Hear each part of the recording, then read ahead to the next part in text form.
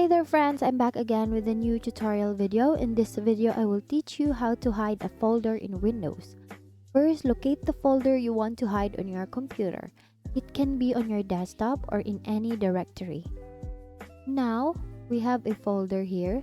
This folder will be the one that I will hide on my desktop. So right click on the folder and then select Properties. Once you're in the folder Properties, go to the General tab. You will have an option there to click on Hidden. Please check it. And then, once you're done checking the hidden box, please click on Apply and then click OK. As you can see, the folder is now already hidden on our desktop. So that's it. You now know how to hide a folder in Windows. Remember, this simple trick can help you keep your files private or organized without anyone noticing. Just be cautious not to forget where you hid your folders.